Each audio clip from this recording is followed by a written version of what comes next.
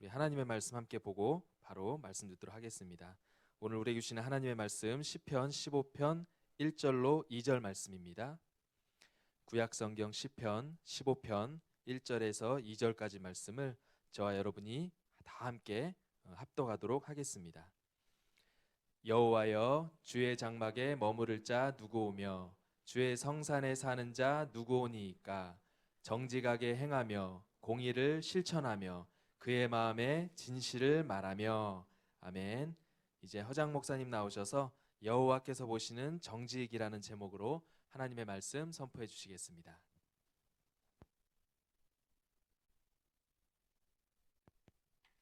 반갑습니다. 네. 옛날에 만화에 보면은 마스크 쓰고 마스크에 X자 이렇게 되어져 있잖아요. 옛날 만화에 무건 수행하는 사람들 같이.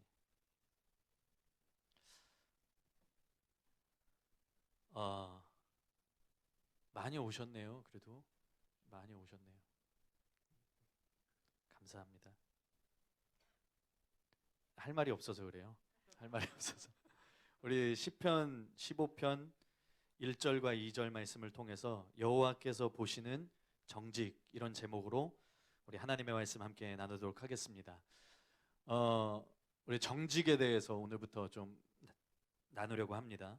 성경에서 말하는 정직이라고 하는 것은 단순히 세상에서 말하는 어떤 도덕적인 덕목 이런 것 이상의 가치를 말하고 있습니다. 그도 그럴 것이 성경에서는 거짓이라고 하는 것, 그러니까 정직과 반대되는 거짓에 대해서 아주 엄중한 책임을 묻고 있죠. 잠언 19장 9절 말씀에 보면 거짓 증인은 벌을 면하지 못할 것이요 거짓말을 뱉는 자는 망할 것이니라, 이렇게 나옵니다. 그러니까 아주 직접적인 어떤 책임을 묻고 있죠. 그러니까 거짓을 말하는 자는 망할 것이다, 이렇게 나오고 있고, 또 우리가 잘 아는 말씀인데 요한계시록 21장 8절 말씀에 보면 많은 죄악에 대해서 말하면서 마지막에 거짓말을 하는 모든 자들은 불과 유황으로 타는 못에 던져지리니 이것이 둘째 사망이니라. 또 요한계시록 22장 15절 말씀에도 개들과 점술가들과 음행하는 자들과 살인자들과 우상 숭배하는 자들과 및 거짓말을 좋아하며 지어내는 자는 다 성 밖에 있으리라. 우리가 담임 목사님의 요한계시록 설교를 통해서 들었지만 이 성 밖에 있다는 것은 결국 구원을 받지 못한다는 것, 그것을 의미합니다. 그러니까 거짓을 일삼는 것은 망하는 자들이 행하는 것이라는 거예요. 지옥 형벌과 관련하여서 아주 직접적으로 명시하고 있는 죄악 가운데 하나가 바로 이 정직과 반대되는 거짓에 대한 것입니다. 그렇기 때문에 믿는 자들은 결코 거짓을 좋아해서는 안 되겠죠. 거짓을 미워해야 됩니다. 잠언 15장 5절 말씀에 13장 5절 말씀에 보면 의인은 거짓을 미워한다, 이렇게 나옵니다. 의인은 거짓을 미워합니다. 그냥 거짓말을 하지 않는다, 거짓으로 행하지 않는다, 이런 정도가 아니라 그것을 미워한다는 거예요. 그것을 증오한다는 거예요. 담임 목사님께서 날 사랑하심이라는 책에서 이렇게 쓰셨습니다. 저는 거짓말을 아주 싫어합니다. 거짓말은 제가 가장 미워하는 죄입니다. 디모데전서 1장 19절에 믿음과 착한 양심을 가지라. 어떤 이들은 이 양심을 버렸고 그 믿음에 관하여는 파선하였느니라. 이처럼 믿음은 양심과 같이 가는 것입니다. 그러므로 거짓말하는 자는 참 신자가 아닙니다, 이렇게 쓰셨습니다. 그러니까 참된 신자라면 거짓을 사랑할 수가 없다는 거예요. 거짓을 즐길 수가 없다는 것이죠. 참된 신자는 거짓을 미워합니다. 참된 신자라면 참된 양심을 가지고 말한다는 거예요. 믿음과 양심은 함께 가는 것이기 때문에 믿는 자의 양심으로 거짓에 대해서 미워하고 증오하고 거짓을 버리고 참된 정직, 참된 신자들이 갖는 진실함, 이런 것들이 나타나야 된다는 거예요. 곧 정직해야 된다는 것이죠. 왜냐하면 우리 아버지는 거짓말을 하실 수 없는 분이시기 때문에. 히브리서 말씀에 보면 그렇게 나옵니다. 하나님은 거짓말을 하실 수 없다. 하나님은 거짓말을 하실 수가 없습니다. 언제나 진실하시고 언제나 참되신 하나님이세요.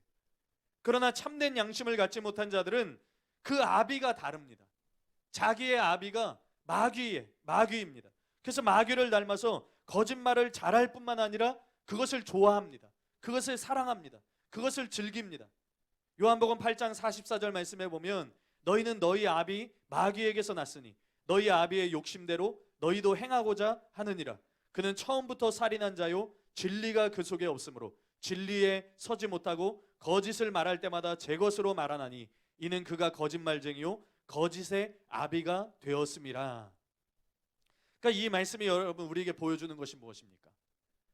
이 거짓이라고 하는 것은 그냥 죄다 이런 정도가 아니라는 거예요. 이것은 마귀의 뚜렷한 특징입니다. 마귀의 뚜렷한 속성이라는 거예요. 그런데 더 충격적인 것은 무엇입니까?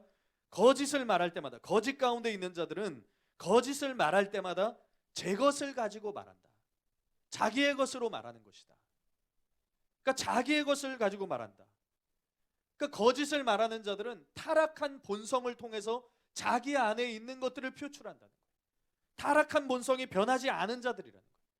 그것이 마귀에게서 온 그 타락한 본성이라는 것입니다. 거짓이 단순한 문제가 아니라 타락한 본성에서 비롯된 것이기 때문에 이것은 우리가 가볍게 여기지 말아야 되는 것이고 우리가 심각하게 받아들여야 되는 것이, 우리가 믿는 자이고 또 거듭난 자라면 반드시 우리 안에서 이 속성이 버려지고 없어지고 하나님의 속성인 진실함, 하나님의 속성인 우리가 정직함, 우리가 호세아서를 통해서 이 부분에 대해서 우리가 잠깐 나눈 적이 있죠. 그 진실함, 하나님의 성품, 하나님의 백성들에게 나타나야 될, 하나님을 아는 자들에게 나타나야 될 그 하나님의 성품인 진실함과 그 정직함의 삶으로 살아가야만 한다는 거예요. 여러분, 정직이라고 하는 것, 또 거짓이라고 하는 것, 이건 작은 문제가 아니라는 겁니다. 우리가 굉장히 쉽게 넘겨버릴 수 있는 문제예요. 물론 우리는 담임 목사님을 통해서 이 거짓이 얼마나 심각한 것인지에 대해서 누차 들어왔습니다. 그럼에도 불구하고 우리가 한마디 거짓말을 하는 것에 대해서 너무 쉽게 생각할 때가 있어요. 우리가 물론 이 거짓이라고 하는 것이 더 높은 것들이 있습니다. 정직이라고 하는 것도 더 높은 차원의 것들을 우리가 나누게 되겠지만 우리가 이런 것들을 너무 쉽게 넘길 때가 있어요. 우리가 이런 것들을 너무 쉽게 그냥 거짓말이라고 하는 거, 거짓된 행위라고 하는 거, 우리가 한마디 거짓말을 행하는 거, 우리가 장난식으로 넘기는 거, 우리가 무책임하게 행했던 것들, 그런 것들을 우리가 너무 가볍게 여길 때가 있다는 거예요. 그런데 성경은 그것들을 작은 문제가 아니라고 말하고 있습니다. 또한 이것은 우리를 점검할 수 있는 아주 중요한 지표가 될 수 있습니다. 말씀드렸다시피 거짓은 타락한 본성에서 비롯되는 것이기 때문에 내가 거짓을 즐기고 있는지 아니면 정직을 사랑하고 있는지, 그것을 통해서 내가 누구인지, 내가 어떤 사람인지를 점검할 수 있는 아주 중요한 지표가 된다는 겁니다. 단순히 세상에서 말하는 내가 윤리적이고 아주 도덕적인 사람, 선한 사람, 착한 사람이 되기 위해서 내가 정직을 말하는 게 아니라, 또 내가 거짓을 말하지 않는 것이 아니라 하나님의 말씀에서 드러난 정직, 또 영적인 의미에서의 그 정직함이 무엇인지를 통해서 내 안에 자리 잡고 있는 그 거짓들을 완전히 버리고 참된 신자로서의 정직과 진실을 소유한 하나님의 사람으로 변화되는 그 아주 중요한 지표가 우리에게 된다는 겁니다. 그래서 이 말씀이 여러분 모두에게, 또 저와 여러분 모두에게 생명의 양식이 되기를 예수님의 이름으로 축복합니다. 여러분들이 이 말씀을 통해서 우리가 몇 주간 이 말씀을 나누게 될 텐데, 여러분 이 말씀을 통해서 여러분들이 진짜 변화되고 정직하고 진실한 하나님의 사람들이 다 되시기를 예수님의 이름으로 축복합니다. 첫 번째로 한번 따라해 보겠습니다. 믿는 자는 살아계신 하나님의 눈을 의식하는 자들이다.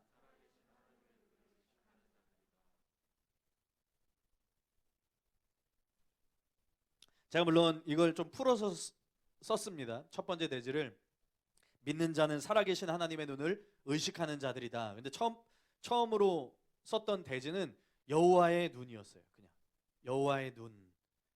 우리가 정직에 대해서 나누기 앞서서 이 여호와의 눈에 대해서 함께 나누고자 합니다. 오늘은 이 부분에 대해서만 함께 나눌 것인데, 충분히 우리가 이것을 통해서도 우리가 얼마나 정직한 삶을 살아야 되는지, 얼마만큼의 정직이 우리에게 필요한 것인지에 대해서 여러분들이 각성하고 또 도움이 되리라 생각을 합니다. 여호와의 눈, 이 성경에 보면 여호와의 눈, 곧 하나님의 눈에 대해서 굉장히 많은 부분이 다루고 있습니다. 물론 여호와의 눈 이렇게 나타내는 어떤 직설적인, 직접적인 그런 단어들도 있지만, 또 하나님은 그 눈으로 우리를 감찰하시고 우리를 보고 계시고 우리를 살피시고, 이런 것들에 대해서 성경은 굉장히 많이 말하고 있죠. 잠언 5장 21절 말씀에 보면 대저 사람의 눈은 여호와의 눈앞에 있나니 그가 그 사람의 모든 길을 평탄하게 하시느니라. 우리는 하나님을 가리켜서 전지하신 하나님, 그러니까 모든 것을 아시는 하나님, 또 전능하신 하나님, 그러니까 모든 것이 가능하신 하나님 이렇게 표현합니다. 뿐만 아니라 우리는 하나님을 무소부재하시다 이렇게 표현합니다. 무소부재하시다. 이게 무슨 말인지 다 아시죠? 여러분 잘 아시죠? 그러니까 하나님은 존재하지 않는 곳이 없이 모든 곳에 다 계신다. 하나님은 존재하지 않는 곳이 없다. 하나님은 모든 곳에 계신다. 이런 말입니다. 그런데 이것은 하나님의 눈길이 인간의 삶 어느 곳에나 미치고 있다는 것. 그러니까 하나님의 눈이 미치지 않는 곳이 단 한 곳도 없다는 것을 또한 보여주는 것이 바로 이 무소부재라는 말 안에 있다는 거예요. 그러니까 하나님의 눈길이 지금 어디를 향하고 있느냐? 바로 우리 한 사람 한 사람을 다 향하고 있다는 것입니다. 시편 94편 9절 말씀에 보면 귀를 지으시니가 듣지 아니하시랴 눈을 만드시니가 보지 아니하시랴. 여러분 우상은 목석의 우상이라고 말합니다. 성경에서는 우상을 가리켜서 또 다른 신이라고 말하지 않고 또 다른 신이라고 말하는 경우가 있지만 대부분은 목석의 우상이라고 말해요. 그러니까 인간이 만든 나무로 만든 또는 돌로 만든 그냥 움직이지 못하고 눈이 있으나 보지 못하고 귀가 있지만 듣지 못하고 목구멍이 있지만 음식도 넘기지 못하고 신음조차 내지 못하는 그런 목석의 우상, 인간이 만든 바 되어서 아무것도 행하지 못하는 것을 우상으로 표현합니다. 그런데 하나님은 눈을 지으셨기 때문에 볼 수 있다는 거예요. 귀를 지으셨기 때문에 들으실 수 있다는 거예요. 하나님은 눈이 있습니다. 여러분 우리가 나눌 주제가 물론 정직에 대한 겁니다. 굉장히 좀 동떨어진 주제처럼 생각이 되죠. 근데 우리가 그에 앞서서 하나님의 눈에 대한 여호와의 눈, 우리 하나님 아버지의 눈에 대한 주제를 먼저 살펴볼 필요가 있습니다. 그러니까 하나님의 눈이 우리를 지켜보고 계신다는 것, 그것만으로도 우리가 얼마나 정직해야 되는지, 우리가 얼마나 진실해야 되는지에 대해서 아주 중요한 기준이 될 수 있다는 거예요. 우리가 첫 번째로 한번 따라해 보겠습니다. 하나님의 눈은 온 땅을 두루 감찰하고 계신다. 하나님의 눈은 온 땅을 두루 감찰하고 계십니다. 온 땅을 두루 감찰하신다. 우리가 아까 나눈 것처럼 하나님은 무소부재하시기 때문에 온 땅 가운데 계시는 거예요. 역대하 16장 9절 말씀에 우리가 잘 알고 있는 말씀이죠. 여호와의 눈은 온 땅을 두루 감찰하사 이렇게 나오죠. 하나님의 눈이 온 땅 가운데 있다는 거예요. 그리고 모든 것을 감찰하고 계신다는 거예요. 욥기 28장 24절에도 보면 이는 그가 땅 끝까지 감찰하시며 온 천하를 살피시며. 하나님의 눈은 온 땅을 두루 감찰하십니다. 땅 끝까지 감찰하시고 온 천하를 살피시는 눈입니다.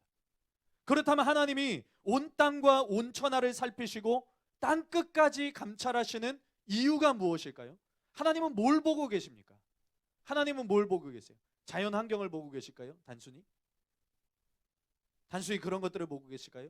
단순히 우리 눈에 보이는 것처럼 어떤 아름다운 것들에 대해서 하나님이 감상하고 계시는 것일까요? 그게 아닙니다. 하나님이 보시는 것은 하나님의 관심을 보여주는 거예요. 하나님의 관심이 어디에 있느냐? 물론 하나님은 천지 만물 가운데, 우주와 온 천하 만물 가운데 하나님의 관심이 뚜렷하게 드러나고 있습니다. 그런데 그분의 관심이 가장 뚜렷하게 향하는 곳이 어디냐? 바로 우리라는 거예요. 바로 사람이라는 거예요. 바로 인간이라는 거예요. 바로 영혼들에게 있다는 거예요. 하나님의 관심은 그분이 창조하신 사람들에게 있습니다. 하나님이 온 천하 만물을 왜 창조하셨습니까? 하나님이 왜 온 천하 만물을 창조하시고 우주 만물을 창조하신 뒤에 인간을 마지막으로 창조하셨습니까? 하나님이 사람을 위해서 그 모든 것들을 조성하신 거예요. 그렇기 때문에 하나님의 관심은 다른 것들보다, 다른 피조세계보다 가장 하나님의 관심이 뚜렷하게 나타나는 것은 바로 여러분입니다. 바로 여러분 한 영혼 한 영혼이 하나님이 창조하신 그 사람들에게 있다는 거예요. 그 영혼들에게 있다는 거예요. 하나님의 감찰의 대상은 그래서 모든 사람입니다. 하나님이 보고 계시는 대상은 모든 사람이라는 거예요. 하나님의 눈길이 향하고 있는 그 대상은 모든 사람입니다. 하나님이 온 땅을 두루 감찰하시는데 누구를 감찰하신다고 합니까? 전심으로 자기를 향하는 자들을 찾으신다 그러죠. 전심으로 자기를 향하는 자들을 찾으신다. 사람에게 그 눈길이 향해 있다는 거예요. 영혼들에게 그 눈길이 향해 있다는 거예요. 하나님이 땅끝까지 살피시는데, 하나님이 온 천하를 감찰하시는데, 그게 단순히 다른 것이 아니라 하나님은 사람을 향하시고 있다. 하나님은 영혼들을 보고 계시다. 잠언 15장 3절 말씀에 보면 여호와의 눈은 어디서든지 악인과 선인을 감찰하시느니라. 욥기 34장 21절 말씀에 보면 그는 사람의 길을 주목하시며 사람의 모든 걸음을 감찰하시나니, 이렇게 나옵니다. 그러니까 하나님이 온 땅과 천하를 살피시고 땅끝까지 감찰하시는 것은 다른 것 때문이 아닙니다. 뭔가를 감상하기 위해서, 뭔가가 잘 돌아가고 있는지 그런 것들을 보시는 것만이 아니라 그분이 가장 주의 깊게, 가장 집중하여서, 그리고 가장 많은 시간을 하나님이 보고 계시는 것은 사람들이라는 거예요. 바로 여러분이라는 거예요. 바로 우리를 향하고 있다는 거예요. 그 사람이 악인인가 아니면 선인인가, 그 사람의 길을 주목하여 보시고 그 사람의 모든 걸음을 감찰하여 보시고 있다는 것입니다. 지금 이 순간에도 그 무소부재하신 하나님, 그 전지하신 하나님, 모든 것을 알고 계신 하나님, 그분이 또 졸지도 주무시지도 아니하시는, 시편 121편 말씀에 보면 그분은 주무시지도 않고 졸지도 아니하시고 주무시지도 아니하시는, 우리가 생각하는 시간 속에, 물론 하나님은 시간을 초월하시지만 우리가 생각하는 시간으로 따진다면 1일 24시간 단 1분 1초 단 한순간도 우리에게서 눈을 떼지 않으시고 우리 한 사람 한 사람을 보고 계시다는 거예요. 우리의 일거수일투족을 감찰하여 보고 계신다. 사람은 외모를 봅니다. 그런데 그분의 눈은 우리의 중심을 보시죠. 우리의 중심을 보십니다. 우리의 중심을 통해서 우리의 길을 주목하시는 거예요. 우리의 중심을 통해서 우리의 걸음이 어디를 향하는지를 보시는 거예요. 우리의 마음을 통해서 우리의 걸음을 감찰하시는 거예요. 그분의 눈은 지금 단순히 우리가 어떤 말을 하는지, 우리가 어떤 행동을 하는지, 우리의 길, 우리의 걸음, 이것만이 아니라 실제로는 우리의 속을 보시는 거예요. 우리의 중심, 곧 우리의 심령을 보시는 거예요. 우리의 마음을 보고 계신다. 우리의 양심을 보고 계신다. 또 우리의 생각을 꿰뚫어 보고 계신다. 시편 7편 9절 말씀에 보면 악인의 악을 끊고 의인을 세우소서, 의로우신 하나님이 사람의 마음과 양심을 감찰하시나이다. 시편 139편 1절에 4절 말씀에 보면 여호와여 주께서 나를 살펴보셨으므로 나를 아시나이다. 주께서 내가 앉고 일어섬을 아시고 멀리서도 나의 생각을 밝히 아시오며 나의 모든 길과 내가 눕는 것을 살펴보셨으므로 나의 모든 행위를 익히 아시오니 여호와여 내 혀의 말을 알지 못하시는 것이 하나도 없으시니이다. 그분은 우리를 다 아십니다. 여러분 한 사람 한 사람을 그분은 다 알고 계십니다. 그분은 우리의 모든 모습을 아십니다. 우리의 생각이나 또는 우리의 마음이나 또는 우리의 심령, 우리의 양심, 우리의 중심, 그 모든 것을 감찰하세요. 그냥 하나님이 우리의 겉으로 보여지는 모습들을 보고 우리를 아시는 것이 아니라, 그래서 우리의 길과 우리의 계획과 우리의 걸음을 우리의 겉을 통해서 아시는 게 아니라, 우리의 외모를 통해서 아시는 게 아니라, 우리의 중심을 통해서, 우리의 생각을 통해서, 우리 안에 있는 마음을 통해서, 그리고 우리의 심령을 통해서, 우리의 양심이 호소하는 것을 통해서 하나님은 지금 우리를 그렇게 알고 계세요. 우리가 겉으로 아무리 꾸며도 하나님은 우리의 중심을 보십니다. 그래서 예수님이 바리새인들에게 뭐라고 말씀하세요? 겉은 회칠한 무덤 같, 겉은 아름답게 평토장한 무덤 같지만 속에는 그 썩은 그것들, 뼈들 가득하다고. 겉이 중요한 게 아니라는 거예요. 하나님은 우리의 중심을 보세요. 하나님은 우리의 마음을 보세요. 하나님은 우리의 심령을 보세요. 하나님은 우리의 양심이 호소하는 것이 무엇인지를 보세요. 하나님은 우리의 믿음이 양심과 함께 반응하는지를 보세요. 그래서 하나님의 눈이 중요한 것입니다. 하나님의 눈이 어디를 향하고 있는가가 중요한 것입니다. 여러분, 우리는 하나님을 공평하신 하나님이라고 말합니다. 그분은 그 누구보다 공평하세요. 심지어는 나보다 나에 대해서 더 공평하게 판단하실 수 있는 분은 하나님밖에 없습니다. 우리는 무엇을 근거로 이것을 믿고 받아들입니까? 사람은 겉을 봅니다. 심지어 나도 나의 겉모습을 보는 거예요. 나도 나를 다 모른다는 거예요. 사람은 외모를 봅니다. 그러나 그분은 우리의 겉모습으로 우리를 판단하시는 분이 아니라는 거예요. 그분은 그 불꽃 같은 눈으로, 계시록 2장에 나오는 것처럼 그 불꽃 같은 눈으로 한 사람 한 사람의 중심을 보시고 그 사람들의 양심과 심령을 판단하시고 그 사람들을 감찰하시는 분이에요. 그렇기 때문에 그 어느 누구도 하나님만큼 공평하게 사람을 판단할 수는 없는 거예요. 하나님의 눈이 어디에 있습니까? 바로 지금 우리에게 향해 있습니다. 우리에게 있습니다. 우리를 보고 계십니다. 바로 여러분을 보고 계십니다. 그분의 눈이 바로 지금 저와 여러분의 중심을 향하고 있습니다. 이것은 어떤 추상적인 표현이 아니에요. 여러분들이 의식하셔야 된다는 거예요. 하나님의 눈을 의식해야 된다는 거예요. 이건 실제입니다. 이건 사실입니다. 내가 어떤 삶을 살고 있는지, 내가 어떤 마음을 품고 있는지, 내가 어떤 생각에 사로잡혀져 있는지 그분은 다 알고 계신다는 거예요. 그분의 눈은 다 보고 계신다. 이러한 사실은 우리의 신앙에 있어서 아주 중요한 결단을 내릴 수 있도록 우리를 도와주는 것이 된다는 겁니다. 우리를 도와준다는 거예요.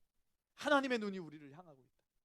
하나님의 눈이 단순히 내가 행하는 행위가 아니라 하나님은 그 행위의 중심을 보신다. 그 사람의 마음을 보신다. 그 사람의 심령을 감찰하신다. 그 사람의 양심이 어떻게 반응하는지를 보신다. 두 번째로 한번 따라해 보겠습니다. 하나님의 눈이 우리를 보고 계시기 때문에 우리는 하나님 앞에서 살아야 한다. 잠언 5장 21절 말씀에 보면 대저 사람의 길은 여호와의 눈앞에 있나니 그가 그 사람의 모든 길을 평탄하게 하시느니라. 사람의 길은 하나님의 눈앞에 있다. 하나님의 눈앞에 있다.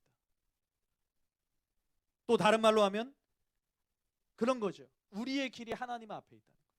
하나님 앞에 우리가 있다는 거예요. 하나님이 우리 앞에 있고 우리가 하나님 앞에 있다는 거예요. 하나님 앞에서 사는 삶, 하나님 앞에서 사는 삶이 돼야 된다. 하나님의 눈 앞에서 사는 삶이 돼야 된다는 거예요. 우리의 삶이.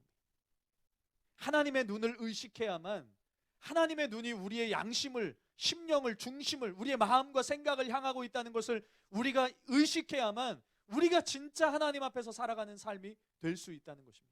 단순히 내 겉모습을 꾸미는 게 아니라 내 중심을 하나님 앞에 드리는 거예요. 여러분, 우리가 대부분 코람데오라는 말을 잘 알고 있을 겁니다. 이 말은 라틴어죠. 하나님 앞에서라는 의미를 가지고 있습니다. 이 말은 일종의 신학적인 사상으로 이제 발전하면서 인간을 지켜보시고 살펴보시고 감찰하시는 그 하나님 앞에서 하나님을 의식하면서 살아가는 삶을 의미하는 데 쓰여지고 있습니다. 이에 대해서 아더 피어서는 하나님과의 관계 속에서 거룩한 삶이나 코람데오의 삶이다. 하나님 앞에서 거룩하게 사는 삶은 바로 하나님 앞에서 사는 삶이다. 이렇게 말했습니다. 그러면서 그런 삶은 의식적이며 지속적으로 하나님의 눈앞에서 살아가는 삶이며 하나님의 눈앞에 자신을 직접적으로 두는 삶이며 그리고 그분이 우리와 함께 하시며 동시에 우리도 그와 함께하는 삶이다. 이렇게 말을 했습니다. 이게 여러분 굉장히 중요한 거죠. 하나님이 그 눈으로 우리를 보고 계시기 때문에 하나님은 눈이 있어요. 하나님은 볼 수 있으세요. 그런데 그 눈이 우리의 중심을 향하세요. 우리의 심령을 꿰뚫어 보세요. 그렇기 때문에 하나님의 눈이 그 눈으로 우리를 보고 계시기 때문에 우리는 지속적으로 어느 한순간이 아니라 지속적으로 하나님을 의식하면서 살아가야 된다. 그분이 우리와 함께 하시는 것이 그냥 어떤 추상적인 것이 아니라 임마누엘 그 하나님이 우리의 삶 가운데 함께 하시고 그것이 실제이기 때문에 동시에 우리도 그분의 함께 하심이 우리의 삶에 현존하는 실존하고 있는 그 삶으로 우리가 의식하는 삶을 살아야 된다는 거예요. 그분이 나와 함께 하시는구나. 그분이 내 앞에 계시는구나. 나에게 동떨어진 분이 아니라는 거예요. 그분이 내 앞에 계신다는 거예요. 그분이 나를 보고 계신다는 거예요. 요한계시록에 보면 4대 교회를 평가할 때 이렇게 평가합니다. 요한계시록 3장 1절과 2절 말씀에 보면 4대 교회의 사자에게 편지하라. 하나님의 일곱 영과 일곱 뼈를 가지신 이가 이르시되 내가 내 행위를 아노니 내가 살았다 하는 이름을 가졌으나 죽은 자로다. 너는 일깨어 그 남은가 죽게 된 것을 굳건하게 하라. 내 하나님 앞에 내 행위에 온전한 것을 찾지 못하였노니. 이렇게 나옵니다. 먼저 1절에 보면 일곱 영이 나오고 있죠. 일곱 영. 근데 이 일곱 영의 역할은 계시록 5장 6절에 기록되어져 있습니다. 그 말씀에 보면 내가 또 보니 보좌와 네 생물과 장로들 사이에 한 어린 양이 서 있는데 일찍이 죽임을 당한 것 같더라. 그에게 일곱 뿔과 일곱 눈이 있으니 이 눈들은 온 땅에 보내심을 받은 하나님의 일곱 영이더라. 이렇게 나옵니다.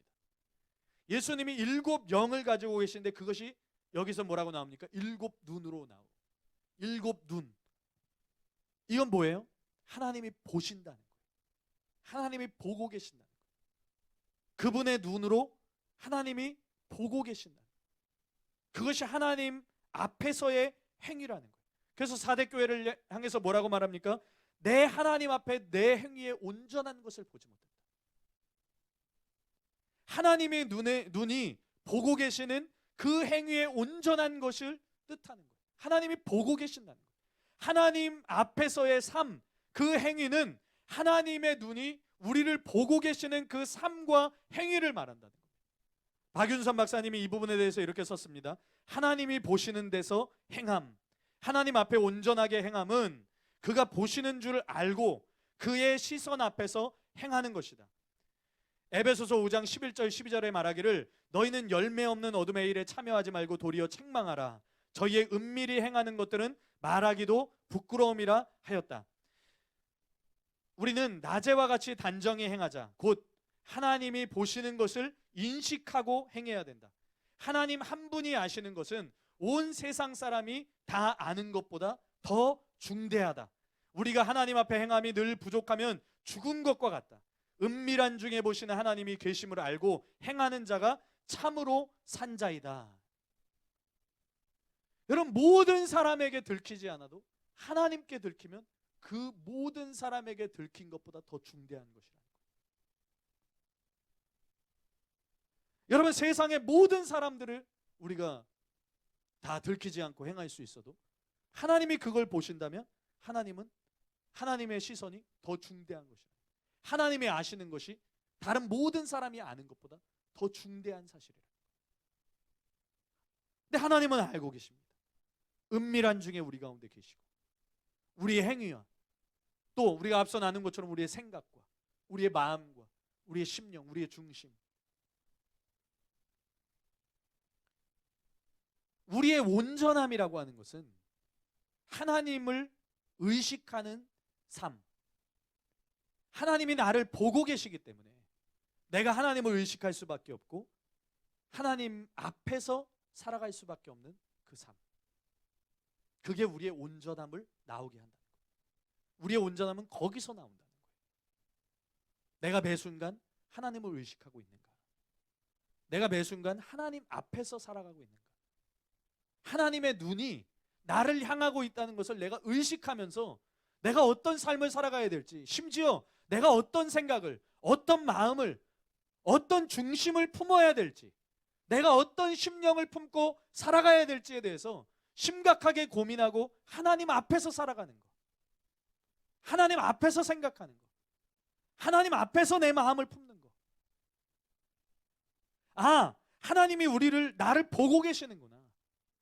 그런데 단순히 내가 겉으로 꾸며질 수 있는, 내가 겉으로 행할 수 있는 정도, 내가 겉으로 드러나는 정도의 행위가 아니라 하나님은 내 생각을 보고 계시는구나. 내가 하나님 앞에 있는데 하나님은 내 마음을 보고 계시는구나. 내가 하나님 앞에 있는데 하나님은 내 중심을 보시는구나. 내가 온전하게 되기를 원하는데 우리의 온전함은 바로 이것을 의식하고 인식하는 데서 나오는 것이구나. 내가 이걸 행하는 것이구나. 하나님이, 여러분, 하나님이 지금 우리 앞에 계셔서 우리를 보고 계시는데, 여러분, 그냥 내가 어렵게 생각하는 사람, 심지어는 내가 사소하게 생각하는 관계 안에서도 사람은 자기를 꾸밉니다. 사람 앞에서의 나와 나 혼자 있을 때 나는 확연하게 달라요. 그렇지 않습니까?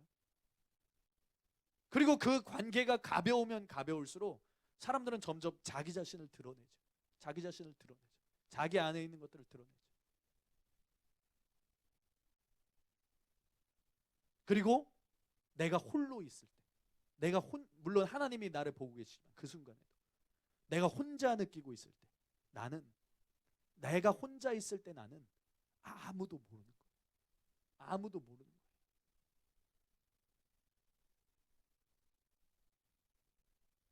그러니까 나는 내가 혼자 있을 때 내가 가장 자유분방한 거예요. 가장 나를 다 드러내는 거예요. 그런데 여러분, 하나님이 나를 보고 계신다고 생각해 보세요. 언제나 내가 홀로 있다고 생각하는, 내가 은밀하게 숨겨져 있다고 생각하는 그 자리에서도 하나님이 나를 보고 있다고 생각해 보세요. 우리가 어떻게 하나님의 말씀대로 행하지 않을 수 있겠습니까? 하나님이 지금 우리 앞에 계셔서 하나님이 내 생각을 아신다. 하나님 내 마음을 보고 계신다. 하나님 내 중심을 보고 계신다. 그러면 우리가 어떻게 죄를 행하고, 어떻게 우리가 음란을 행하고, 어떻게 내가 내 욕심대로 행하고 아무렇지도 않게 당당하게 설 수 있겠습니까? 우리가 정직에 대해서 나누기 위해서 이 과정을 거치고 있는 것이지만, 실제로 이러한 삶의 모습은요, 우리 그리스도인들의 삶 가운데 굉장히 중요한 삶입니다. 내가 하나님 앞에 있는가? 하나님 앞에 있는가? 아니면 그저 나만 의식하면서 살아가는가? 그저 사람들만 의식하면서 살아가는가? 아니면 진짜 하나님을 의식하면서 하나님이 내 앞에 계심을 내가 매 순간 의식하면서 살아가는가? 내가 하나님 앞에서 행하고 있는가? 이건 믿는 자들이 가져야 될 아주 중요한 삶의 모습이 분명합니다. 그래서 저는 이 부분에 대해서 여러분에게 짧지만은 않은 한 가지 당부를 드리고자 합니다. 자, 어떻게 하나님의 눈을 의식하는 삶을 살 수 있을지에 대해서, 또 어떻게 청년들에게 좀 더 쉽게 설명해 줄 수 있을까? 물론 이것이 여러분들에게 충분히 이해가 되겠지만 어떻게 하면 좀 더 쉽게 설명을 해줄 수 있을까라는 마음으로 기도할 때 제 머릿속에 떠올랐던 한 책의 제목이 있습니다. 그 책은 제가 좀 어렸을 때 감명 깊게 읽었던, 어렸을 때라고 해도 뭐 중고등학교 때일 거예요. 근데 그때 아주 감명 깊게 읽었던 예수라면 어떻게 할 것인가 라는 책이 있어요. 찰스 쉘돈이라고 하는 분이 쓴 In His Steps라는 책인데, 우리나라에서는 예수라면 어떻게 할 것인가, 이런 고전입니다. 일종의 신앙 고전인데, 여러분 이 내용을 아시는 분들이 있을 수도 있습니다. 이 책의 내용은 이래요. 이 책은 두 지역을 배경으로 합니다.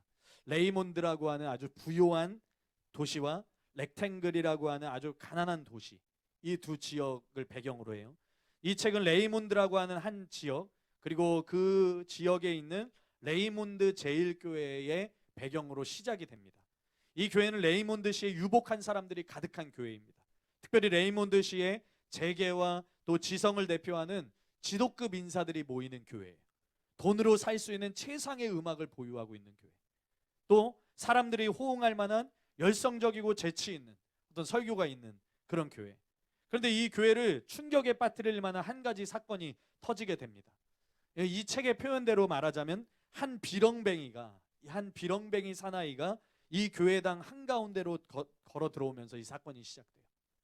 이 비렁뱅이 사나이가 전날 이 교회당으로 들어오기 전에 전날에 교회 제일교회 헨리 맥스웰 목사님을 찾아옵니다. 먼저. 그래서 도움을 요청했는데 아주 초라한 행색의 젊은이였어요. 근데 이 젊은이가 아주 충격적인 말을 던지게 돼요. 이 젊은이는 본래 숙련된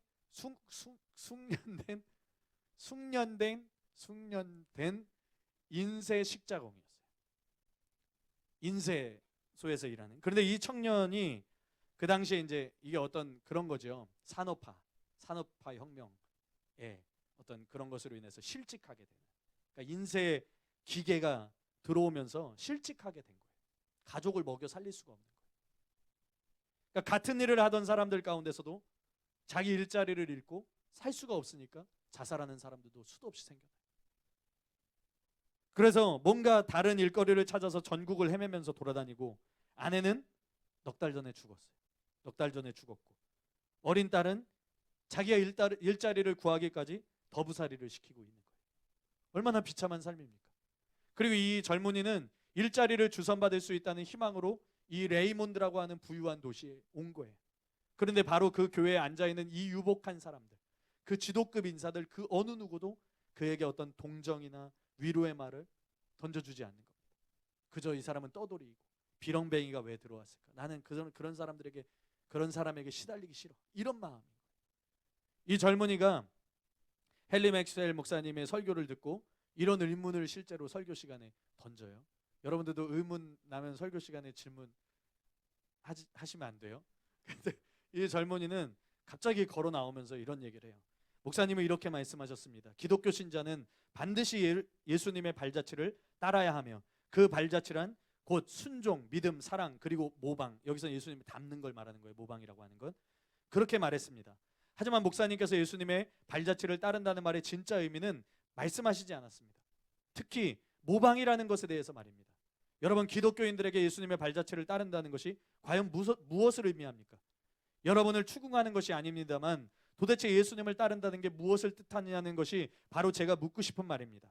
아까 여러분은 주와 함께 가려네 라고 찬송가를 부르셨는데, 과연 그 뜻이 무엇일까요? 예수님의 행적은 제가 알고 있는 바로는 스스로 고통을 당하고 자신을 부정하면서 길 잃은 자와 고통받는 자를 구원하려고 노력한 것이었는데, 여러분은 그렇게 생각하시는지요? 여러분은 예수님의 발자취를 따른다는 것을 어떻게 해석하십니까? 수많은 기독교인들이 호화롭게 살아가면서 십자가를 내가 지고 주를 따라가도다 라고 찬송가를 부르는 것과, 제 아내가 뉴욕시의 한 새방에서 마지막 숨을 몰아쉬면서 어린 딸을 함께 데려가게 해달라고 하나님께 빌다가 숨을 거둔 것 말입니다. 제 아내가 숨을 거둔 그 새방 주인도 역시 기독교인이었으니까요. 과연 그 새방 주인이 진심으로 예수님을 따랐는지는 의아스럽습니다. 어느 날 밤 한 교회의 예배 모임에서 사람들이 다음과 같은 찬송가를 목청껏 부르는 것을 들었습니다. 나의 생명 드리니 주여 받아주셔서 세상 살아갈 동안 찬송하게 하소서. 손과 발을 드리니 주여 받아주셔서 주의 일을 위하여 민첩하게 하소서. 나의 보아 드리니 주여 받아주셔서 하늘나라 위하여 주 뜻대로 쓰소서. 저는 그 교회 바깥 계단에 앉아 그 찬송가의 뜻이 뭘까 하고 한참 생각해 보았습니다. 이 세상에 아무리 많은 고통이 있다 해도 모든 사람이 정말 그 찬송가의 가사의 뜻대로만 살아간다면 고통이 있을 수 없으리라고 생각되더군요. 그런데 아무래도 이해할 수가 없는 게 있습니다. 과연 예수님이라면 어떻게 하실까요? 그리고 그 주의 발자취를 따른다는 것이 무엇을 의미하는 것일까요? 이따금 저는 주의 발자취를 따른다는 것이 과연 큰 교회에 다니면서 좋은 옷을 입고 호화주택에 살고 사치품을 사는데 돈을 물수도 쓰고 여름 휴가를 즐기기 위해 멀리 떠나는 것일까 하고 자꾸만 의구심을 갖게 됩니다. 교회에도 제대로 다니지 못하는 수백만 명의 가난한 사람들이 새방 안에서 죽어가고 일자리를 찾아 거리를 헤매고 집에 피아노를 들여놓기는커녕 그림 한 폭 걸지 못한 채 공군과 술과 죄악에 점점 깊이 빠져들고 있으니 말입니다. 젊은이가 이 말을 던지고, 이 비렁뱅이 젊은이가 이런 말을 던지고 쓰러집니다. 그리고 맥스웰 목사님의 사택에서 치료를 받다가 이 젊은이는 딸아이를 다시 보지 못한 채로 숨을 거두게 돼요. 죽게 됩니다. 이 헨리 맥스웰 목사님이 굉장히 고민에 빠지기 시작했어요. 그리고 그 다음 주일에 그 헨리 맥스웰 목사님은 회중들에게 그 젊은이가 죽었음을 알리고, 그 젊은이가 던졌던 요지, 예수님을 따른다는 것은 도대체 무엇을 의미하는 것인가에 대한 의문을 온 회중들에게 던집니다. 그리고 몇몇 지원자들과 함께 예수님이라면 어떻게 하실까라는 물음으로 삶을 살아보기로 결단하는 거예요. 어떤 일을 선택하기에 앞서서 나는 이 일에 어떤 선택을 할까? 이게 아니라 예수님이라면 이 일에 어떤 선택을 하셨을까? 예수님이라면 어떻게 하셨을까? 자문하는 거예요. 그리고 예수님께서 걸어가신 그 길을 실제로 걸어가기로 몇몇 사람들이 서약합니다. 그리고 정말 그렇게 살고자 결단한 유력한 사람들을 통해서 그 레이몬드와 가난하고 타락한 도시인 렉탱글, 그리고 그 너머 시카고까지 변화되어 가기 시작하는 그 내용들을 담고 있는 게 이 책이에요. 여러분, 예수님이라면 어떻게 하실까? 이 작은 물음 하나가 이 작은 물음 하나로 자신의 삶을 변화시키겠다, 자신의 삶을 바꿔나가겠다 결단한 사람들의 삶이 항상 인간적으로 생각하는 좋은 방향으로 흘러가지 않습니다. 이 책에 보면 예수님이라면 어떻게 하실까 그 생각으로 선택했는데 실패해요. 그러니까 실패라고 하는 것은 인간적인 눈으로 봤을 때 실패를 말하는 거예요.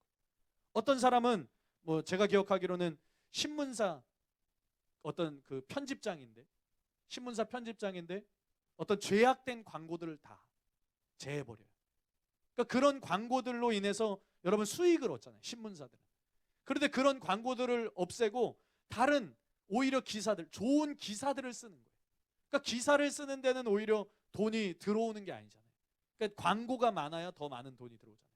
근데 죄악된 광고들, 그런 것들을 다 빼는 거예요. 제하는 거예요. 그래서 손해를 막심하게 경험하고 막대한 손해를 보기도 하고 많은 것들을 포기해야만 하고 또 어떤 경우에는 심지어 죽기까지. 그러나 그 안에서 모두 다 하나님의 뜻이 무엇인지, 하나님은 어떤 분이신지를 계속해서 발견해 나가기 시작합니다.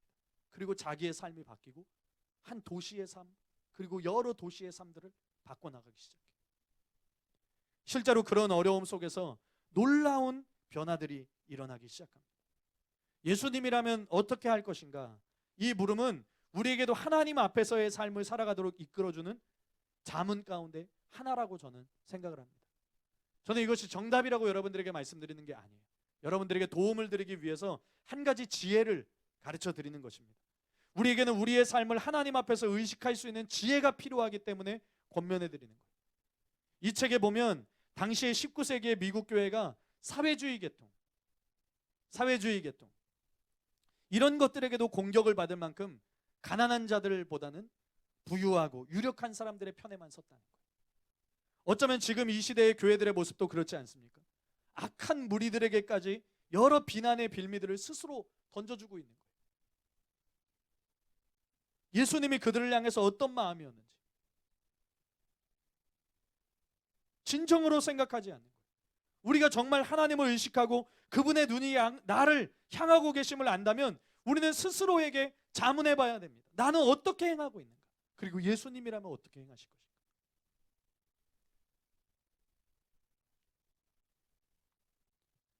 아까도 말씀드렸지만 저는 이게 정답이라고 소개하는 것은 아닙니다. 저는 단지 우리가 정말 정직하게 살아가기를 원한다면, 우리가 정말 하나님 앞에서 진실하게 서서 정말 하나님을 의식하면서, 하나님의 눈을 의식하면서 살아가기 위해서 필요한 그 한 가지 지혜, 그 정도를 나누었을 뿐이에요. 중요한 건 뭐냐? 실제로 그분이 우리 앞에 계시다는 거예요.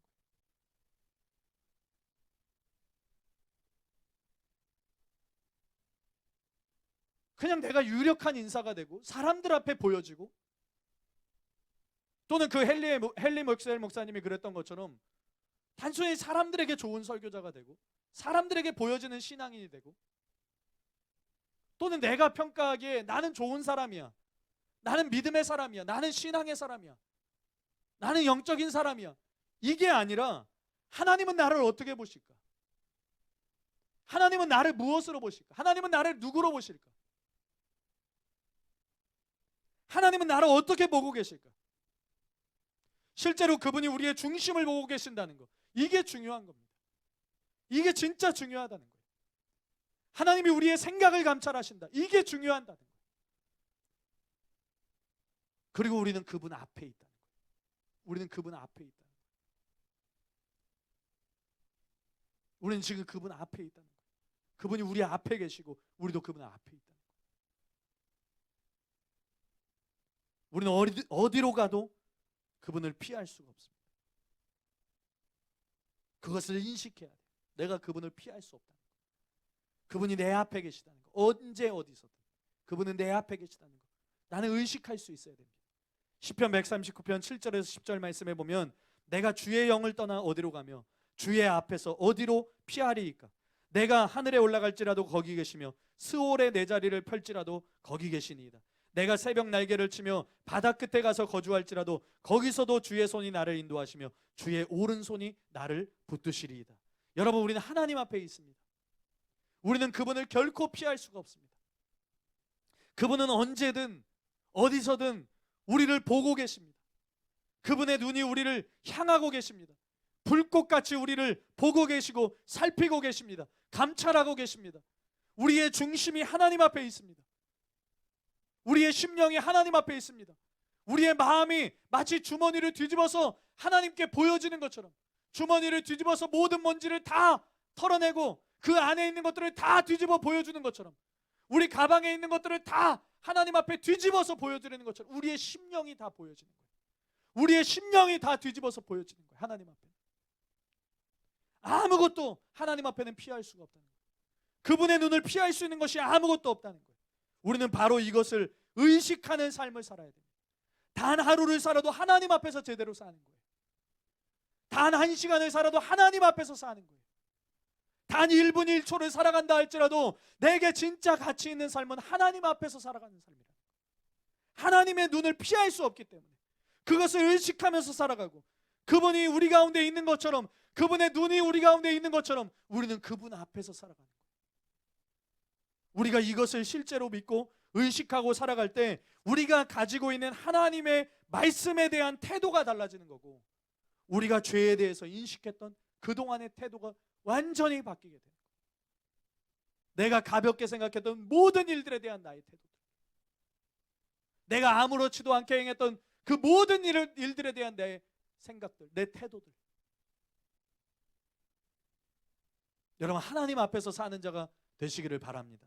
하나님이 우리의 중심을 보시고 우리의 생각을 감찰하시는데 우리는 피할 수 없습니다. 여러분, 하나님 앞에서 사는 자들이 되시기를 예수님의 이름으로 축복합니다. 마지막 세 번째로 한번 따라해 보겠습니다. 하나님 앞에서의 삶은 하나님 보시기에 정직한 삶을 말한다. 왜냐하면 그분께는 숨길 것이 없기 때문이다.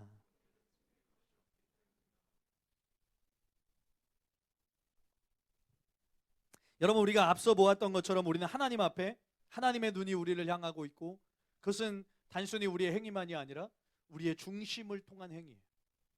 하나님이 우리의 길과 우리의 걸음을 보시는 것은 단순히 우리의 길과 우리의 걸음을 보시는 것이 아니라 내 마음의 생각을 하시기 때문에, 내 심령을 아시고 내 중심을 아시고 내 마음 가운데 있는 하나하나 계획을 아시기 때문에, 그래서 우리의 길을 아시는 거예요.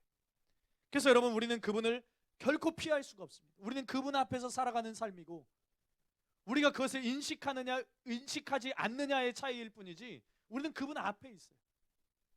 내가 그분 앞에 서느냐가, 그걸 인식하느냐, 그걸 의식하느냐, 이 문제일 뿐이죠. 우리는 결코 하나님 피할 수 없습니다. 피할 수 없다는 것은 뭘 의미합니까? 우리가 그분께 아무것도 숨길 것이 없다는 것을 의미합니다. 우리가 숨기고자 해도 숨길 수 없다는 거예요. 하나님 앞에서의 우리의 삶은 숨겨지지 않습니다. 물론 하나님 앞에서 숨기려고 또 숨고자 시도하는 사람들이 있습니다. 그래서 성경은 그들에게 화가 있다 그렇게 말합니다.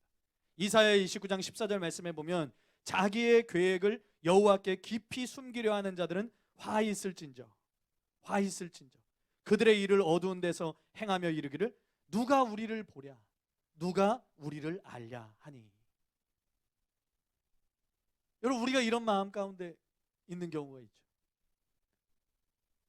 내가 내 계획대로 하나님이 나를 보시는 것들을 인식하지 않고 의식하지 않고 내가 하나님 앞에 숨기려고 하는 거예요.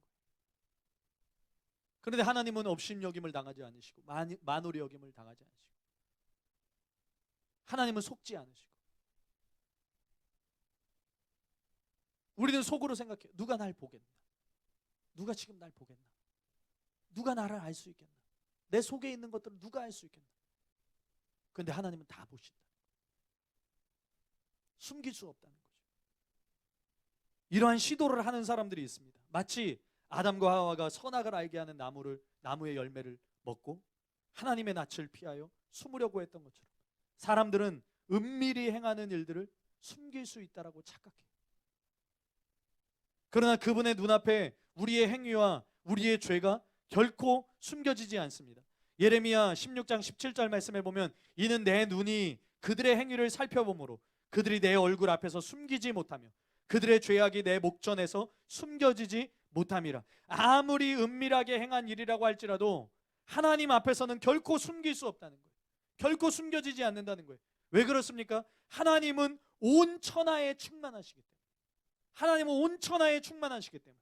예레미야 23장 24절 말씀에 보면 사람이 내게 보이지 아니하려고 누가 자신을 은밀한 곳에 숨길 수 있겠느냐. 여호와가 말하노라 나는 천지에 충만하지 아니하냐. 누가 나에게 숨길 수 있겠느냐. 누가 자신을 은밀한 곳에 숨길 수 있겠느냐. 누가 자신의 행위를 숨길 수 있겠느냐. 누가 자기의 생각을 숨길 수 있겠느냐. 아무리 은밀한 곳에서 행한 것이라 할지라도, 아무리 은밀하게 생각한 것이라 할지라도 나는 온 천하에 충만하기 때문에 나에게는 숨길 수 없다. 하나님이 말씀하시는 거예요. 그렇기 때문에 우리는 결코 하나님 앞에 숨길 수 있는 것이 없습니다. 다 드러납니다. 다 드러나게 되어져 있습니다. 우리가 사람에게 숨기는 것처럼 하나님께 숨길 수 있습니까? 우리가 사람에게 속이는 것처럼 하나님을 속일 수 있습니까? 심지어 내가 나 자신까지 속일 수 있을지 몰라도 하나님은 속지 않으신다. 하나님을 속이는 것은 불가능하다는 거예요. 그래서 우리가 정말 정직해야 됩니다. 정말 정직해야 됩니다. 정말 여러분 진실해야 됩니다. 그런데 그것은 또한 그냥 내가 생각하는 그 정도의 정직함을 말하는 게 아닙니다. 내가 정직해야지. 내가 거짓말하지 말아야지. 단순히 이런 게 아니라는 거예요. 잠언 16장 2절 말씀에 보면 사람의 행위가 자기 보기에는 모두 깨끗하여도 여호와는 심령을 감찰하시느니라. 더 확실한 구절이 있습니다. 사람의 행위가 자기 보기에는 모두 정직하여도 여호와는 마음을 감찰하시느니라. 우리는 우리의 시각만으로 우리의 정직을 판단할 수 있다고 생각하죠. 그러나 실제가 아니죠. 우리는 정직하다고 생각해요. 그런데 하나님 보시기엔 아닐 수도 있다. 우리는 겉모습만 보고 나는 정직하다. 나는 내 말만 보고 나는 정직하다. 스스로 생각할 수 있을지 모르지만 뭐라고 말합니까? 여호와는 심령을 감찰하신다. 여호와는 마음을 감찰하신다. 그렇기 때문에 우리의 정직은 사람이 아니라, 사람의 기준이 아니라, 또 나 자신도 아니라 하나님 보시기에 정직한 거예요. 우리가 정말 정직해야 되는데 어느 정도로 우리가 정직해야 되느냐? 우리가 어떤 정직함을 가져야 되느냐? 하나님 보시기에 정직한 거예요. 하나님 보시기에 정직한 거예요.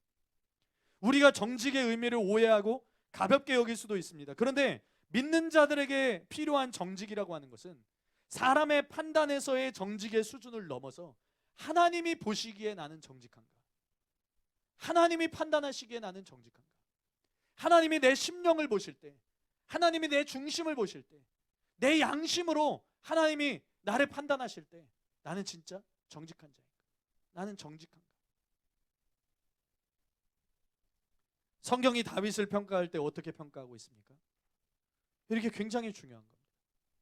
열왕기상 15장 5절 말씀에 보면 이는 다윗이 햇사람 우리아의 일 외에는 평생에 여호와 보시기에 정직하게 행하고 자기에게 명령하신 모든 일을 어기지 아니하였습니다.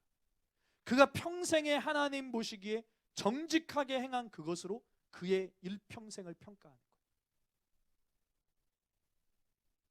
다윗이 하나님 앞에서 하나님이 보시기에 정직했느냐 그렇지 않느냐가 그의 일평생을 평가하는 거예요.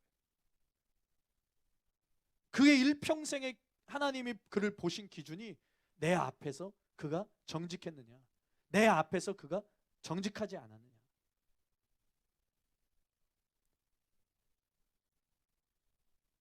그 짧은 한마디로 그 평생의 삶이 어떠했는지를 다 보여주는 겁니다.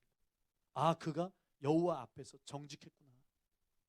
이게 모든 것들, 그가 살았던 하나님 앞에서의 모든 삶들을 평가하는 하나의 단어. 정직, 정직함. 그런데 그냥 정직이 아니라 하나님 보시기에 정직. 여호와 하나님이 보시기에 그가 정직한 삶을 살았다. 햇사람 우리아의 외에는 그가 하나님 앞에 정직했다. 하나님이 보시기에 정직했다. 여러분, 우리가 일일이 다 볼 수는 없습니다. 그렇지만 다윗 이후에 남유다와 북이스라엘의 왕들에 대한 평가가요, 다 이런 기준으로 되어져 있습니다. 다 이런 기준으로 되어져 있어요. 아사가 그의 조상 다윗과 같이 여호와 보시기에 정직하게 행했다. 요아스가 여호와 보시기에 정직하게 행했다. 아마샤가 여호와 보시기에 정직하게 행했지만 다윗과 같지는 않았다. 아샤라가 여호와 보시기에 정직하게 행했지만 뭘 안 했다. 산당을 제거하지 않았다. 뭐 이런 식으로. 또 요담이 여호와께 보시기에 정직하게 행했다. 아하스가 여호와께서 보시기에 정직하게 행하지 않았다. 히스기야가 여호와 보시기에 정직하게 행했다. 또 누가 있을까요? 막 겹쳐져 있어서 열왕기상하가 역대상하랑 또 겹쳐져 있는 부분이 있어요. 또 뭐 여호와 보시기에 정직이라는 표현으로 되어져 있지 않지만 또 여호와 보시기에 그가 악을 행했다. 이런 식으로. 사실 여호와 보시기에 정직에 대한 부분만 모아서 그렇지 왕들에 대한 평가가 거의 모두 다 이 사람은 여호와 보시기에 정직했느냐 아니면 정직하지 못하고 악했느냐, 이것이 기준이에요. 이게 왕들에 대한 기준이에요. 왕들이 좋은 왕이었냐 나쁜 왕이었냐를 가르는 기준이 여기에 있습니다. 이러한 1차적인 기준으로 왕들을 나누고 있다는 거예요. 왕들에 대한 평가가 단편적으로 보여주는 것이 무엇입니까? 이게 이들만에 대한 것이 아니라는 거예요. 왜 왕들을 거의 이 한 가지 기준으로 여호와 앞에서 정직했느냐 아니면 정직하지 못하고 악을 행했느냐, 이것으로 이들을 평가했느냐, 그것은 바로 우리를 향해서도 동일하다는 거예요. 내가 살아가는 삶이 여호와 하나님 앞에서 하나님이 보시기에 정직한 삶인가 아니면 하나님이 보시기에 나는 정직하지 못한 삶을 살고 있는가, 이게 내가 진짜인가 가짜인가를 가르는 1차적인 기준이라는 거예요. 나는 여호와 하나님이 보시기에 정직한 삶을 살았는가 정직하지 못한 삶을 살았는가가 내가 참된 신자인가 아니면 진짜 참된 신자는 아니었는가를 가르는 1차적인 기준이 될 수 있다는 거예요. 여러분, 정직이라고 하는 것이 너무 쉽게 이 시대에는 그냥 도덕적인 개념들, 그냥 우리가 쉽게 넘길 수 있는 거. 아니, 내가 한 번쯤 거짓말할 수도 있지.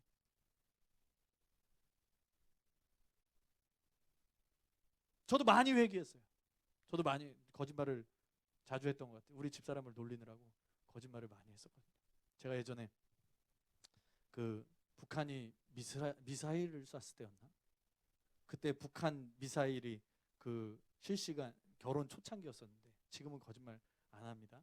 저 결혼 초창기였었는데 그때는 막 예비군 훈련도 막 가고 그럴 때였어요. 그래서 제가 그 북한 미사일이 떴길래 제가 주섬주섬 이렇게 군복을 막 꺼냈어요. 군복을 막 꺼내갖고 집사람이 깜짝 놀라서 왜 그러냐 그랬더니 실시간 검색어를 보라고. 그때 북한이 쳐들어왔다고.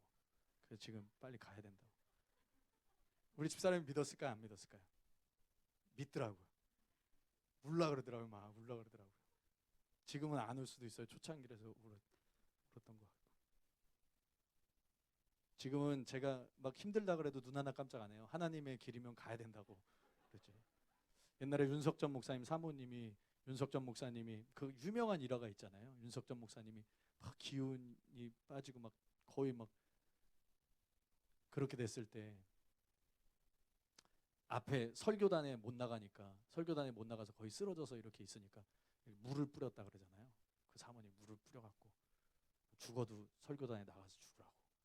그래서 이렇게 그 당시에 굉장히 몸이 약하셨을 때 이렇게 설교 단위에 허리띠를 이렇게 걸쳐놓고 설교를 하셨던 그런 일화 제가 들은 적이 있는데, 그 지금도 이렇게 마이크 윤석전 목사님 보면 이렇게 길잖아요. 그래서 배에다 올려놓고 마이크 이렇게 긴 마이크 콘덴서 마이크 쓰시거든요. 우리 집사람이 그럴 수 있을지도 몰라요. 제가 근데 더 이상 못 나가겠다 그러면 물을 확 뿌린 다음에 죽어도 설교단에 나가서 죽으라고. 농담이고요.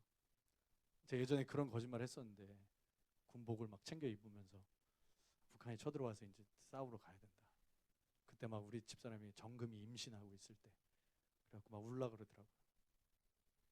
근데 지금은 그런 거짓말 안 합니다. 지금은 해도 안 넘어갈 것 같아요.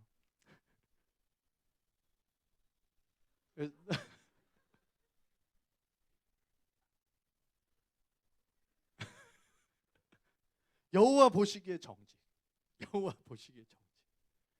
그러니까 단순히 이런, 제가 재미로 말씀드린 거지만, 이런 단순히 거짓말을 했느냐 안 했느냐 뭐 이런 문제가 아니라, 이런 것들은 아주 사소한 것처럼 우리가 이런 것들까지 너무 사소하게 여긴다. 또 우리가 어디까지 정직해야 되느냐, 어디까지 정직해야 되느냐, 우리가 이 부분도 좀 보려고 해요. 그리스도인들은 어디까지 정직해야 되느냐, 나중에 볼 겁니다. 어디까지 정직해야 될까요? 우리가 얼마만큼 정직해야 될까요? 그런데 여러분, 이 모든 것들을 우리가 그냥 총체적으로 볼 수 있는 한 단어가 바로 이거예요. 하나님 보시기에 나는 정직한가? 하나님 보시기에, 하나님 보시기에, 하나님 보시기에 나는 정직한가? 하나님 보시기에 나는 정직하지 못한가? 여러분, 하나님의 눈이 우리의 기준입니다. 하나님의 시선이 우리의 기준이에요. 하나님이 보시는 것이 그리스도인들의 삶의 지표입니다. 그게 기준입니다. 내가 나 보기에 옳고 다른 사람들이 나를 보는 시선으로 나를 평가하는 것이 내 기준이 되는 게 아니라, 내가 이런 사람이구나, 나는 저런 사람이구나, 그걸로 평가하는 게 아니라, 나는 하나님 보시기에 어떤 사람인가? 나는 하나님 보시기에 참으로 정직한가?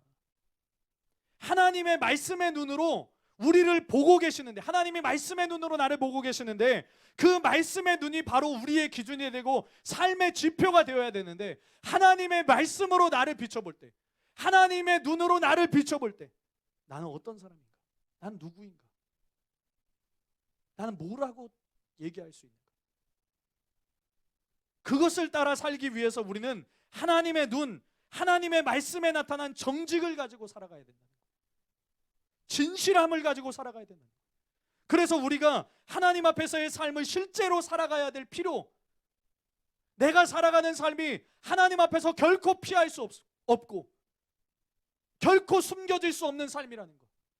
하나님은 나를 여전히 보고 계시다는 것. 하나님은 내가 은밀하게 행하는 것들, 은밀하게 생각하는 것들, 내가 음란을 행하든 내가 어떤 죄악을 행하든 하나님은 그곳에서 나를 보고 계시다는 것.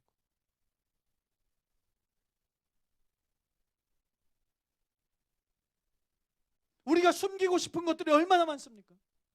사람들에게 숨기고 싶은 부끄러운 죄들이 얼마나 많습니까? 그런데 그것을 행하는 그 시간에 하나님은 우리를 보고 계셨다는 거예요.